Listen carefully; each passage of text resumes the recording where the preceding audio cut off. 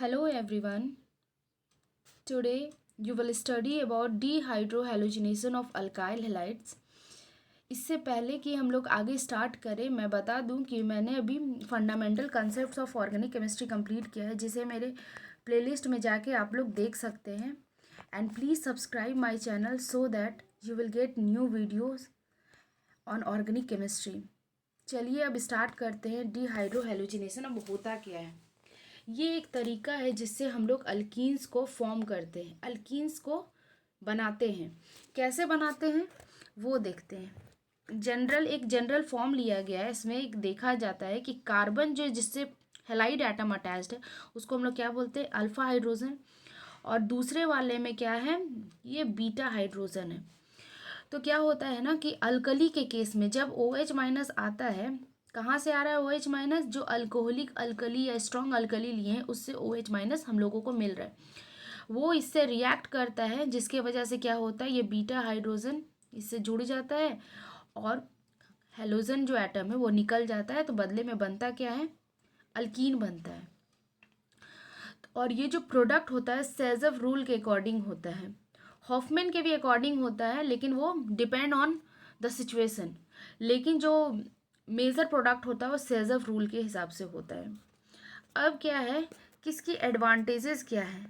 क्या एडवांटेजेस है? पहला ये कि it gives good yield of alkenes and is generally carried out by heating N alkyl halide with a strong base. इसका advantage क्या है कि सिंपली अगर अल्कीन को बनाना है तो then we will take alkyl halides in presence of strong base. Strong base अगर लाते हैं, it may be sodium ethoxide और alcoholic solution of KOH, then it will give alkene. अब ये जो इसका मैकेनिज्म है ये जनरली एलिमिनेशन रिएक्शन है. और यहाँ पर बहुत तरीके से एलिमिनेशन होता है, लेकिन आपके लेवल में इस क्लास में आप लोगों को पढ़ना है E2 and E1 mechanism. E2 क्या है? Here E2 represents E for elimination reaction and 2 is for bimolecular. It means what? Bimolecular मतलब होता क्या है कि एक साथ दो मॉलिक्यूल रिएक्ट कर रहे हैं. और E1 क्या है कि E1 is E for elimination and 1 is for unimolecular. मतलब एक रिएक्शन में एक ही रिएक्ट कर रहा है. तो जो प्राइमरी अल्काइल हैलाइड्स होता है वो जनरली E2 मैकेनिज्म फॉलो करता है. E2 मैकेनिज्म में क्या था? बायमोलिकुलर था, मतलब कि दो रिएक्टेंट रिएक्ट कर रहे हैं आपस में. तो इसका जो काइनेटिक, हम लोग जैसा कि जानते हैं कि कोई भी रिएक्शन फास्ट है या स्लो है या कितने ऑर्डर का, वो काइनेटिक्स के थ्रू हम लोग को पता लगता है. तो in terms of kinetic this the reaction is second order reaction, जिसका रेट जो है किस पे डिपेंड करता है? Concentration of alkyl halides and concentration of base. मतलब अल्काइल हैलाइड्स की कंसंट्रेशन जितनी ज़्यादा होगी और बेस की कंसंट्रेशन उतनी जितनी ज़्यादा होगी, रेट ऑफ रिएक्शन जो होगा उतना ज़्यादा होगा. मतलब क्या है कि डायरेक्टली प्रोपोर्शनल है. और सेकेंड ऑर्डर क्यों? क्योंकि दो टर्म्स है यहाँ पे. ओके. अब देखो कि E2 जो रिएक्शन होता है वो सिंगल स्टेप फेनोमेना है. मतलब एक ही स्टेप में प्रोडक्ट तैयार हो जाता है एक ट्रांजिशन स्टेट के थ्रू, जो कि हम लोग अभी आगे देखेंगे. ओके. चलिए एक रिएक्शन देखते हैं जिससे और क्लियर हो जाए आप लोगों को. यहाँ क्या लिखा है? एक क्लोरो ब्यूटेन है, जिसमें क्या है कि जिससे क्लोरीन एटम अटैच्ड है वो कार्बन क्या हो गया? अल्फा हो गया. एंड दिस इज, और इसमें ये देख सकते हैं कि जो कार्बन जो बीटा पोजीशन में है ये दो है. इट मीन्स क्या कि जो बीटा पोजीशन में जो हाइड्रोजन्स होंगे वो कितने होंगे? 5 हाइड्रोजन्स होंगे. यहाँ भी बीटा हाइड्रोजन है, यहाँ भी बीटा हाइड्रोजन. अब जो हाइड्रोजन का रिमूवल होता है वो क्या होता है? एडजेसेंट कार्बन पे होता है. मतलब कि क्या कि जो अल्फा कार्बन है उससे जो डायरेक्टली कार्बन अटैच्ड है वो कौन सा कार्बन रहेगा? बीटा. तो जो हाइड्रोजन का रिमूवल होगा वो बीटा पोजीशन से होगा. अब देखो कि ये जो प्रोडक्ट बनेगा वो आइदर ये बनेगा या फिर ये बनेगा. यहाँ पर देख सकते हैं अगर OH माइनस यहाँ से अगर हाइड्रोजन लेता है तो क्या होगा? जो प्रोडक्ट बनेगा वो ये प्रोडक्ट बनेगा. ओके. और अगर ये OH माइनस इस वाले कार्बन से हाइड्रोजन लेगा then the product will be trans and cis form. Right. अब देखो क्या है जो पहला प्रोडक्ट था दिस वन, ये प्रोडक्ट जो था हॉफमैन से था। मतलब क्या कि हॉफमैन का रूल यहाँ फॉलो होता है। और जो दूसरा प्रोडक्ट है सिस और ट्रांस, ये कौन सा प्रोडक्ट है, ये है सेजफ से। सेजफ रूल के अकॉर्डिंग है ये दो product, trans and cis. This is trans and this is cis product. अब क्या है कि सेजफ प्रोडक्ट को किसको हम लोग बोलेंगे, तो सेजफ प्रोडक्ट उस अल्कीन को बोलेंगे या उस प्रोडक्ट को बोलेंगे जिसमें अल्फा हाइड्रोजन बहुत ज़्यादा है। अब देखिए इस प्रोडक्ट को क्यों सेजफ को प्रोडक्ट क्यों नहीं बोलेंगे, क्यों, क्योंकि अल्फा हाइड्रोजन यहाँ तो बहुत कम है, बट यहाँ कितनी है 6 अल्फा हाइड्रोजन है, राइट। तो इस वजह से ये सेजफ प्रोडक्ट है। अब क्या है कि सेजफ प्रोडक्ट जो है ये मेजर प्रोडक्ट होगा, क्यों, क्योंकि यहाँ पे हाइपर कंजुगेशन के वजह से स्टेबिलिटी आती है जो कि बहुत ज़्यादा एक्स्ट्रा स्टेबिलिटी है। 6 अल्फा हाइड्रोजन, क्योंकि हम लोग जानते हैं हाइपर कंजुगेशन क्या था, ये सिग्मा और पाई का ओवरलैपिंग था। तो जितना अल्फा हाइड्रोजन होगा उतनी ज़्यादा स्टेबिलिटी होगी। दैट्स वाई सेजफ प्रोडक्ट जो होगा इस केस में डोमिनेट होगा, ठीक है। अब आइए इसका देखते हैं मैकेनिज्म कुछ। देख, ये जो OH माइनस है इट में भी, ये OH माइनस आया कहाँ से, OH माइनस आया जो अल्कोहलिक सॉल्यूशन लिए थे वहाँ से आ रहा है। तो अब OH माइनस आइदर होगा यहाँ स्ट्राइक करेगा या फिर ये इलेक्ट्रॉन कार्बन पे डोनेट करेगा। तो कार्बन पे डोनेट करने के कारण क्या होगा,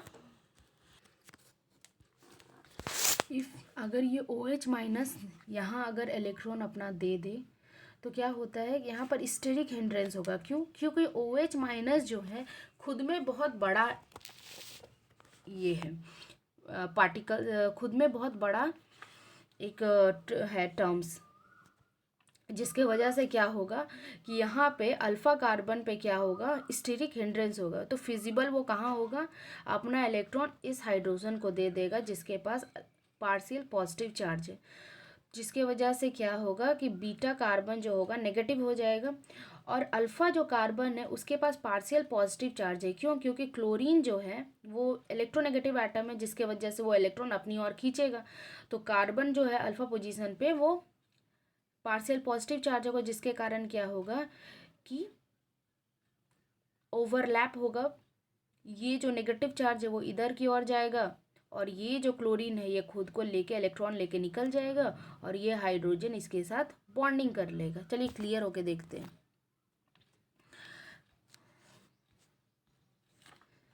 तो ये क्या कर रहा है, OH माइनस अपना इलेक्ट्रॉन इधर दे रहा है जिसके वजह से ये नेगेटिव चार्ज बनेगा तो इधर जाएगा और ये क्लोरीन अपना लेके निकलेगा।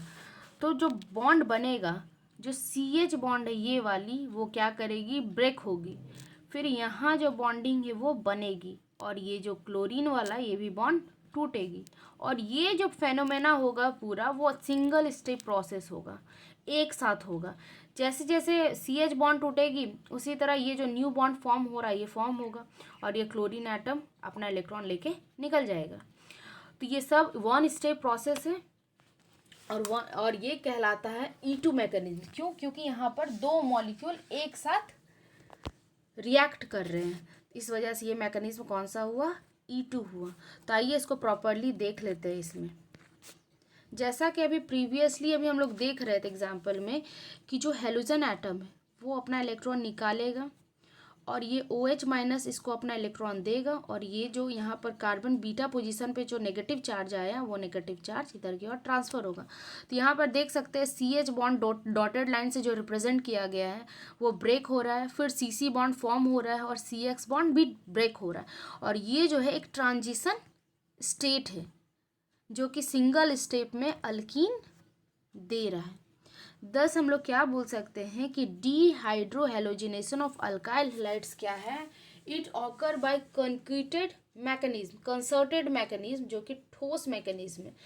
और उसमें क्या है कि CH जो हम लोग देख रहे थे वो बॉन्ड और CX बॉन्ड जो है वो टूट रहा है और बन कौन सा न्यू बॉन्ड रहा है, CC बॉन्ड न्यू बन रहा है जो कि सेम टाइम में बन रहा है और इस मेथड को क्या बोलेंगे, E2 मैकेनिज्म। और ये क्या है, इसकी स्टीरियो केमिस्ट्री के बारे में हम लोग आइए पढ़ते हैं। स्टीरियो केमिस्ट्री में क्या होता है। E2 एलिमिनेशन जो रिएक्शन है वो मोर फैसाइल है। कब? जब टू डिपार्टिंग ग्रुप्स जो होगा वो ट्रांसपोजिशन में होगा। जैसे इस केस में हम लोग देख सकते हैं कि जो ब्रोमीन है और जो हाइड्रोजन है जो छोड़ेगा इस ग्रुप को, दोनों ट्रांसपोजिशन पे। तो इन इस केस में क्या होगा, रिएक्शन जो होगा बहुत फास्ट होगा। ओके, और देखते हैं इसमें कि क्या है कि ये हाइड्रोजन एटम और ये ब्रोमीन एटम दोनों सिस पोजीशन पे है।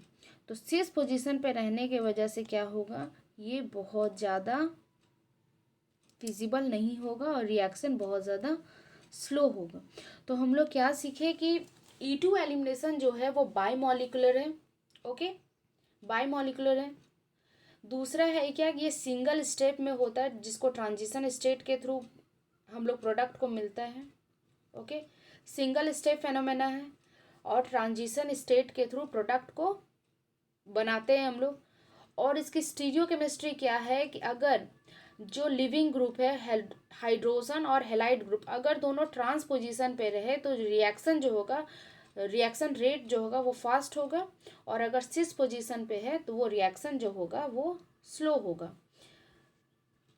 ओके, एक डेफिनेशन है यहाँ पे, क्या है, a chemical reaction in which one reactant gives two or more than two different products which are constitutional or structural isomer to each other and of which one is dominated is called regioselectivity reaction।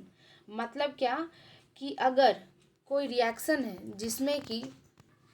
जिसमें कि दो या दो से ज़्यादा product बन रहा है और वो कैसे हैं, कॉन्स्टिट्यूशनल या स्ट्रक्चरल आइसोमर है और एक ही प्रोडक्ट कोई डोमिनेट कर रहा है। जैसे कि अगर सिस बहुत ज़्यादा स्टेबल है तो सिस उसको डोमिनेट करेगा, और अगर ट्रांस है तो ट्रांस करेगा। तो ऐसे रिएक्शंस को हम लोग क्या बोलते हैं, regio selectivity reactions. Okay guys, now we will see E1 elimination reaction. ये जो एलिमिनेशन रिएक्शन है इसमें क्या होता है कि सेकेंडरी और टर्शियरी जो अल्काइल हैलाइड्स होते हैं वो एलिमिनेशन से अल्कीन बनाते हैं। क्यों यहाँ सेकेंडरी और टर्शियरी, और क्यों उस केस में जो E2 एलिमिनेशन था उसमें प्राइमरी था? क्यों? क्योंकि प्राइमरी में जो था फैक्टर जो था डिटरमाइन कर रहा था, वहाँ पे स्टेरिक हिंड्रेंस था। Okay, but in this case ऐसा कुछ नहीं होता। क्यों? क्योंकि यहाँ पर जो रिएक्शन का मैकेनिज्म है उसमें कार्बोकेटाइन का फॉर्मेशन होता है, जो कि अभी हम लोग देखेंगे। पहला तो ये कि E1 मतलब तो हम जान गए कि एलिमिनेशन हो रहा है जो कि यूनिमॉलिकुलर है। ओके, तो क्या है इसमें कि चलो मैकेनिज्म देखते हैं। मैकेनिज्म में क्या है कि E1 रिएक्शन में क्या हो रहा है, कार्बोकेटाइन का फॉर्मेशन हो रहा है। तो अब देखो क्या है कि पहला जो स्टेप होता है जो कि रेट डिटरमाइनिंग स्टेप होता है, उस स्टेप में क्या होता है कि हैलाइड जो होता है अपना इलेक्ट्रॉन लेके वो निकल जाता है। क्यों? क्योंकि हैलाइड तो हम लोग सब जानते हैं कि वो इलेक्ट्रोनेगेटिव है, जिसकी वजह से वो अपना इलेक्ट्रॉन लेके निकल जाता है। यहाँ पे एक इंटरमीडिएट का फॉर्मेशन होता है जो कहलाता है कार्बोकेटाइन। और जब इंटरमीडिएट का फॉर्मेशन, यहाँ पर कोई बॉन्ड टूट रहा है, then it will be slow. और ये जो स्टेप होगा, जो स्लो स्टेप होता है, वो रेट डिटरमाइनिंग स्टेप होता है। दूसरा क्या होगा कि कार्बोकेटाइन जो फॉर्म करेगा वो जल्दी अपने आप को स्टेबल करना चाहेगा ना कि वो अपना इलेक्ट्रॉन जो खोया है वो उसे मिल जाए। तो वो क्या करेगा कि जो रैपिड लॉस होगा प्रोटॉन का, कहाँ से, बीटा कार्बन से। तो बीटा कार्बन क्या होगा, बीटा हाइड्रोजन जो होगा वो क्या करेगा, अपना इलेक्ट्रॉन छोड़ के वो RO- के साथ जो अल्कोहलिक हम लोग सॉल्यूशन ले रहे थे वहाँ से हम लोगों को RO- मिलेगा। RO- क्या होगा, अपना इलेक्ट्रॉन H को देगा, और जो H के पास जो इलेक्ट्रॉन था वो इलेक्ट्रॉन कार्बन पे चला जाएगा, जिसके वजह से यहाँ पे नेगेटिव चार्ज आएगा, और ये नेगेटिव अपना इलेक्ट्रॉन इधर दे के पाई बॉन्डिंग का फॉर्मेशन करेगा जो कहलाएगा अल्कीन। और ये जो प्रोसेस होता है बहुत ज़्यादा फास्ट होता है। तो हम लोगों को समझ में आया कि E2 एलिमिनेशन में क्या था, सिंगल स्टेप था और ये बायमॉलिकुलर था। रेट डिटरमाइनिंग क्या था, जो रेट है उस रिएक्शन का क्या था, concentration of alkyl halides into concentration of जो हम लोग अल्कोहलिक सॉल्यूशन लिए हैं, जो बेस लिए हैं, उस पर डिपेंड था। लेकिन E1 में क्या है, E1 में जो रेट डिटरमाइनिंग स्टेप होगा वो कौन सा होगा, स्लोएस्ट स्टेप होगा, जो कि कार्बोकेटायन का फॉर्मेशन है, और दूसरा जो होगा स्टेप वो फास्ट होगा। तो रेट डिटरमाइनिंग तो सिर्फ ये वाला हो गया। अब देखो क्या है कि कुछ मेन पॉइंट्स क्या क्या है E1 का। पहला क्या है कि जो E1 रिएक्शन होगा वो डिपेंड करेगा स्टेबिलिटी ऑफ कार्बोकेटायन पे। तो मतलब क्या कि अगर प्रोडक्ट हो रहा है, बन रहा है, तो वो प्रोडक्ट कैसा बनेगा, किधर वाले कार्बन से हाइड्रोजन लूज होगा और कौन सा कार्बोकेटायन बनेगा, वो किस पे डिपेंड करेगा, स्टेबिलिटी पे, कि कार्बोकेटायन कहाँ स्टेबल है। हम लोग जैसा कि प्रीवियस में पढ़ चुके हैं कार्बोकेटायन की स्टेबिलिटी के बारे में कि 3 degree is much more stable than 2 degree than 1 degree than methyl carbocation so on. तो यहाँ पर क्या होगा कि स्टेबिलिटी ऑफ कार्बोकेटायन पे डिपेंड करेगा। फिर E2 में जैसे हम लोग देखे तो सिस प्रोडक्ट बनता है, ट्रांस प्रोडक्ट बनता है, फिर दोनों में जो ट्रांस वाला रहता है वो ज़्यादा स्टेबल करता है, तो ट्रांस वाला डोमिनेट करेगा प्रोडक्ट। लेकिन E1 में ऐसा कुछ नहीं होता है। क्यों नहीं होता है? क्योंकि जो कार्बोकेटायन है वो प्लेनर है, उसकी हाइब्रिडाइजेशन जो होती है sp2 होती है, जो कि प्रीवियस सेक्शंस में हम लोग पढ़े। तो sp2 हाइब्रिडाइजेशन की वजह से उसका जो शेप होगा वो क्या होगा, प्लानर होगा। प्लानर होने के वजह से इसमें कोई स्टीरियोकेमिकल प्रेफरेंसेस नहीं होंगी। ओके। और E1 जो रिएक्शन होगा ये सब्स्टिट्यूशन रिएक्शन से भी बनेगा, SN1 से जिसको बोलते हैं। अब देखो रेजियो केमिस्ट्री में क्या है E2 और E1 जो है वो उसकी रेजियो केमिस्ट्री क्या है। अब मिक्सचर ऑफ आइसोमेरिक अल्कीन, अगर प्रोडक्ट जो बन रहा है वो मिक्सचर है, किसकी मिक्सचर है, उसी के आइसोमर्स की। तो और क्यों है भाई, क्योंकि बीटा हाइड्रोजन जो है ज़्यादा है। जैसे कि हम लोग फर्स्ट वाले एग्जाम्पल में देखे थे, ऐसा कुछ था ना एग्जाम्पल जिसमें क्लोरीन यहाँ था। तो इस केस में क्या है कि बीटा पोजीशन कौन सा है, एक बीटा कार्बन ये हो गया और एक बीटा ये हो गया। ओके। तो यहाँ पर बीटा हाइड्रोजन तो इधर भी है इधर भी है, तो क्या होगा, जो प्रोडक्ट होगा आइसोमेरिक फॉर्म में है, तो जो प्रोडक्ट है वो एक से ज़्यादा होगा, लेकिन उसमें जो स्टेबल होगा, जो अल्कीन ज़्यादा स्टेबल होगा वो प्रोडक्ट लार्जर होगा। राइट। चलिए अब देखो जो प्रोडक्ट बन रहा है, जो ओरिएंटेशन हो रहा है उस पर क्या हो रहा है, जो प्रोडक्ट बनेगा वो सेज़फ रूल के अकॉर्डिंग होगा। सेज़फ रूल को कैसे, जो सेज़फ प्रोडक्ट है, जो प्रोडक्ट सेज़फ रूल के अकॉर्डिंग बन रहा है उसको हम लोग कैसे फाइंड आउट करेंगे, जिस पे जो अल्कीन फॉर्म हो, जिस पे अगर अल्फा हाइड्रोजन ज़्यादा है वो सेज़फ प्रोडक्ट होगा। It means what, that more alkyl substituted alkene is formed dominantly, this is Saytzeff rule. मतलब क्या कि अगर अल्कीन में क्या है, जैसे कि एक एग्जांपल देख सकते हैं हम लोग, ये एक प्रोडक्ट हो रहा है और एक ऐसा कुछ प्रोडक्ट बन रहा है। तो इस वाले केस में देख रहे हैं कि यहाँ पर जो अल्कीन है वो सब्स्टिट्यूटेड अल्काइल ग्रुप से सिंगल इथाइल ग्रुप है, लेकिन इस वाले फॉर्म में क्या देख रहे हैं, एक इधर से मिथाइल ग्रुप एक इधर से, तो मोर हाईली सब्स्टिट्यूटेड कौन सा है, ये वाला है। तो क्या होगा, जो मेजर प्रोडक्ट होगा ये ज़्यादा होगा और ये कम होगा। ओके। अब देखो सबसिस और ट्रांस में हम लोग तो समझ गए सेज़फ रूल में क्या है कि मोर अल्काइल सब्स्टिट्यूटेड जो प्रोडक्ट होगा वो ज़्यादा स्टेबल होगा, लेकिन उसमें क्या होता है, सिस भी हो सकता है ट्रांस भी हो सकता है। जैसे कि अभी हम लोग देखे थे, एक ऐसा, ये क्या हो गया, सिस हो गया, और एक था ऐसा, ऐसा कुछ।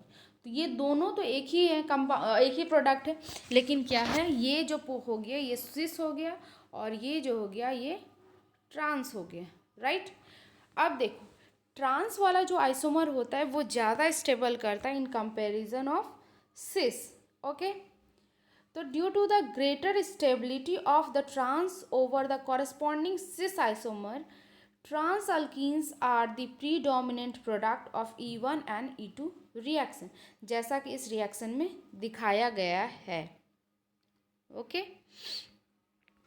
एक ब्रोमो अल्कीन है जो कि किसके प्रेजेंस में, अल्कोहलिक सॉल्यूशन में अल्कोहलिक बेस के प्रेजेंस में हीट करने से क्या दे रहा है, एक ट्रांस प्रोडक्ट दे रहा है, एक सिस दे रहा है और एक 1 पेंटीन दे रहा है। ये क्या है, हॉफमैन के अकॉर्डिंग है, और ये दोनों जो सिस और ट्रांस है ये सेजफ के अकॉर्डिंग है। तो हम लोग क्या देख रहे हैं कि सेजफ से जो बन रहा है वो सिस और ट्रांस है, लेकिन ट्रांस की जो स्टेबिलिटी है ज़्यादा है, जिसके वजह से इसका फॉर्मेशन जो है परसेंटेज जो है 51 है, एंड जो सिस है वो 18% है, एंड हॉफमैन के अकॉर्डिंग जो है वो 31% है। तो हम लोग देख रहे हैं स्टेबिलिटी किसकी है, ट्रांस की ज़्यादा है, इसलिए ट्रांस की प्रोडक्ट ज़्यादा बन रही है। Okay, thank you everyone. अगर कोई प्रॉब्लम हो then please comment it so that I will clear it, and thank you for watching this video. Please subscribe my channel. Thank you.